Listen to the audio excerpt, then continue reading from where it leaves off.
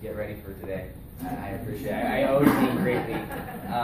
There's a room downstairs. If you haven't been there yet and you're from this cohort, you might go in there with tears sometime like I did, trying to quit the program. I did my master's and admin at the same time. And so when I came down here this morning, my wife said, "Where are you going?"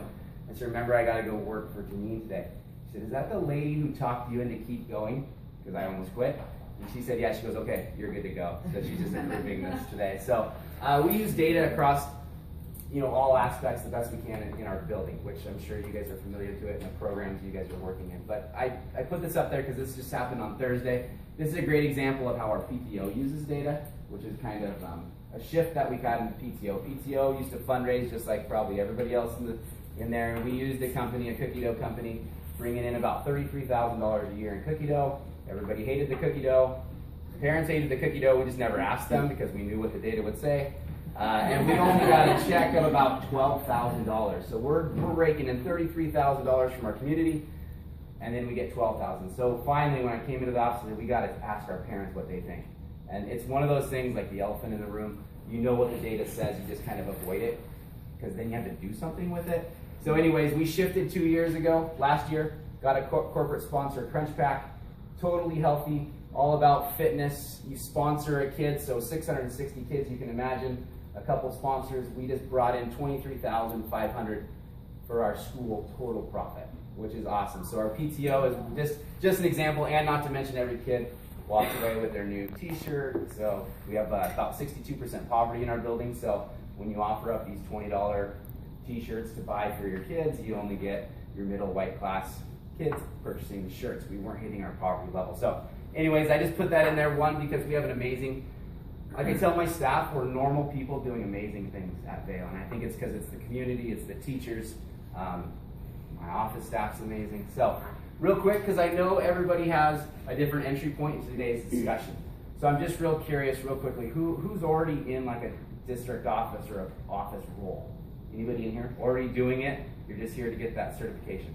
Okay? How many of you guys are teaching right now? Very cool. So everybody has kind of a different entry in, and probably what I'm going to say today is no, you've heard it before or you're already doing it, so please know that I'm not sharing anything special except for our staff has figured out a process to use data to guide all these initiatives. So you have WAKIDS, you have SBAC, you have new evaluation system, you have all these things, and what they've created is a process. So before we get started, just real quickly, is there anybody in the room that can identify one problem based on data that you have right now in your building? Or in your program? Who said that? Attendance. Attendance is an issue. So you must be at the high school. I work with high school teachers a lot. Anything else? Interventions in writing. Interventions in writing, right? If you're in elementary school, typically, we avoid writing because it's difficult, and when we fit it in the day. Anybody else that you know you have a problem in your school right now? Achievement gap. Achievement gap. So can we all agree that we have identified, whether it's public or not, that we have problems in our school right now or in the program that you run? So with that, in your first year as administrator, how do you envision solving that? So what do you do to tackle that? Ideas. Because again, we got to figure out a process, or at least at Vail, we figure out a process of attacking any problem that comes our way in a uniform, to the best of our ability, process, because we can't handle all these and have different forms and different processes for all these problems. So any ideas on what you would do to tackle your attendance problem? What's the first thing you do? Go to the smoking area and get kids to go to class. Yes. So At if you particular can't, times of the day. so she's afraid you can't beat them, join them. So you're out there smoking with them. Got it. Good. So hit up the cigarette lounge. Anything else? So you go address the problem. That's the first thing, right? So what I'm going to take us through today is hopefully you can take the problem that you're referring to in your head or thinking about in your head and try and engage in the presentation at whatever level. So if you've already identified the problem through assessment or something, then you might engage in like the second step that we've taken at Vail to identify a problem and go with that. So I get the awesome experience. My dad's retired now. He's an amazing guy. He mentors now our administrators in our building, which is awesome because then it's like I work 7 days a week now because he finds me on the weekend and keeps on mentoring me, which I really appreciate. But he said some really cool things, and Janine has said some amazing, just like like your Crucial Conversations book, that I thought, no way. That staff member would never bring beer to the meeting and drink it during the meeting. Oh no, the crazy things happened that Janine said, and I never thought I would experience some of these things. But my dad said something that stuck with me. In your first year, because he said, so you're excited, and I was nervous because he goes, what are your goals in your first year? I said, well, I'm just gonna get to know who these people are. I was their colleague, now I'm their boss. And he said, are you kidding me? He said, you don't have the first year, which probably even, especially now with everything going on in education, to get to know your staff and procedures. You have to define what your hope and expectations are to become, because if you don't define them in your first year, they're acceptable in your second year. So if you don't address that teacher who we all know poo-poos writing and just says, oh, we couldn't get to it, science got in the way today, but yet your science kits are still at the ESD. So if you don't address it, and I took that to heart, and in the first 3 years, and I'm not referring to Annika, in the first 3 years, we had 3 teachers that chose to go work in other districts. But I think it's because we addressed some of the things that we knew happened, or that were happening, and we set our expectations and our commitments to that. So if I can say one thing, and I don't enjoy conflict, but it helped me out as the years went on, because I didn't have to redefine myself in the second year. That instruction is what I'm going to hold true, or relationships with kids is what I'm going to hold near and dear. So that's one thing. So as we're going through this today, think about your current problem and try and relate to that. So we had a problem at Vail. I was a teacher at the time. We just never talked about it. We never addressed it because we didn't know what the heck to do. We didn't know what we were going to do. So 47.5% of our student population was this. What do you think that was? Obviously that could be anything, right? Non-English. ELL, right? That would be great. What else? Free and reduced lunch. Free and reduced lunch, right? Poverty. This data actually represents, so thinking of our ELL students, this is our school and writing assessment on the WASL at the time, 47%. But only 13% of our ELL students were passing the test. But we didn't talk about it. We didn't want to talk about it because what are we going to do with it? We have no curriculum, no time. The standards are changing. Why would you do this to us? So the second year, this is second year in the office, 56.5%. Third year in the office, 71.7%.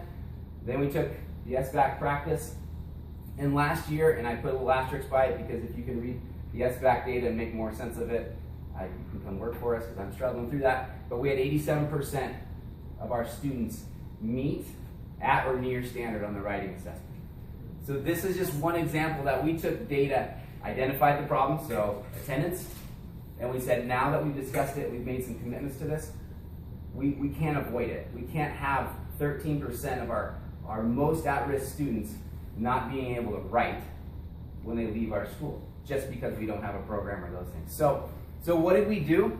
So I'm going to walk through this process of what we did year by year, and I think I want you guys to take what your problem is and try and engage yourself in this conversation. What would you do?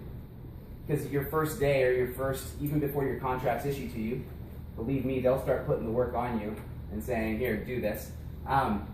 So in 2010-11, I came into the office, and the first thing we did, just like Vicki just said, we identified the problem. We as a collective group of professionals, right? I get it all the time. I'm a professional, just let me take care of it. Well, we're not taking care of it.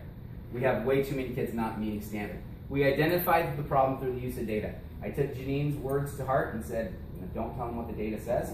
We just put it up there. Teams work through it. What did they find out when they were done? We don't teach writing. Nah, it's pretty obvious that we didn't. And then from that, we established collective commitments. So we left that meeting committed to what? All we said in our first year was, we're going to teach writing for 45 minutes. And they'll say, well, what are we going to use? I don't know. That's not for me to decide. That's for our building leadership team to decide. So in our first year, we made that commitment, and we saw a 9% gain. So what did our teachers? That's a win. They said, okay, just by thinking positive, we can make change. So then in our second year, we said, okay, now we've got to have a schedule to support that. So we made some first order changes. We started looking at the standards. Now remember that the teachers were hesitant because we're moving from the WASL, from the old standards to SBAC standards. So we started getting into the new standards that were coming down the pipe. It was a great entry because who can say that they don't want to do something when our scores look like that and we had no material. So it wasn't like reading where you're stealing somebody's firstborn child, right? Because that reading curriculum we use is near and dear to us. So then we identified a research. So we started with standards, and then we started with it. Then we went to instruction. We skipped intentionally materials because I'm a firm believer that materials, they're going to make you a better teacher once we're up and going, but they aren't going to shift any significant change over long term. And so I pull up a ton of research that my dad was feeding me, saying research and investing in your teachers is the biggest bang for your buck. And if you work in the Cashmere School District, since we started this, they have a commitment to spending 2 times the amount of money on teachers and on professional development than we do on curriculum. So we have a $160 reading adoption going. The staff can guarantee themselves a $500,000 commitment from the district for ongoing professional development for our teachers. So in the second year, we said, let's have a model let's identify a model and let's put the schedule in place. We were using research and data the entire time. We looked all over. We looked at East Wenatchee's program. We looked on the other side of the state. We went and found the highest performing district in the state, or one of the highest performing districts in the state, Nooksack Valley. Then we went and researched the daylights and we landed on the writer's workshop model. There's a problem with that. The manual comes and it's this thick. It's not necessarily a curriculum that we're used to, like a basal. So now I've got a huge hurdle with our staff because we've got intensive PD coming our way. But just by identifying the problem, by changing our schedule, so we're still in that first order of change, we now got our staff to 71, or our students were at 71% passing rate on the writing. We still hadn't even got materials yet. This is just changing making some shifts. Then in our fourth year, we had targeted professional development. We actually started piloting the units of study. Is there anybody here that uses units of study? They're a very difficult set of materials to use, not something you just put on someone's desk and they pick up. So we went ahead and purchased those because they are research-based. They come from the Teachers College out of New York. So Lucy Calkins and those guys just sit back there and research. We purchased those materials, and then we sent a team of teachers to New York to be trained, and then we brought the New York trainers to us for a 4-day August Institute. So we embedded and invested in our teachers. And then, where are we now? We're at or near standard on 87% of our students. Yeah, go ahead. Is this primary goal the whole time, or just kind of like a secondary goal? For instance, it seems like every year our goal kind of changes. Yeah. We don't really own it. Perfect. So what we decided to do through this process is so this was our focus. Writing was our focus at this time. We knew math and ELA was all tied together, but we had to isolate it in this instant to get started because our teachers wanted to go towards the reading curriculum. They wanted to keep falling back to what's comfortable. What we did do through this process, though, is we took the state evaluation, so the state 8, and we embedded like student growth goals. Our staff used writing goals as a collective group to focus themselves through. So we used formative assessment, conferring. They would use these formative assessments through this entire time, and you see that on the far right. Formative data was used. So we had just a writing focus. And what happened is we have a monumental shift. So speaking for this year, a monumental shift in our building. Their collaboration time is based on the formative assessments that we're collecting during the writing workshop, which from 5 years ago, we just avoided the conversation, and now we're bringing formative data to the table every other week for our writing collaboration. So real quickly, there's one major thing that's missing in us. One major thing that's missing, and Amber's going to speak about it in just a second. We did not include families. One, because this is a new process, we're trying to establish a procedure to attack problems. But two, it was a 100% oversight. So now in our second year, we did what we call writing celebrations, and we invite our parents in to engage and celebrate.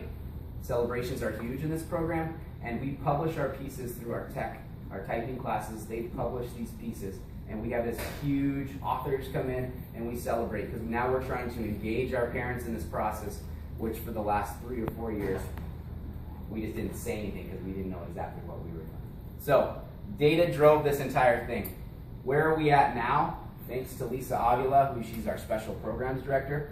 She's helping us embed the work that we've done with ELA, because we're writing, or reading is going right now as well.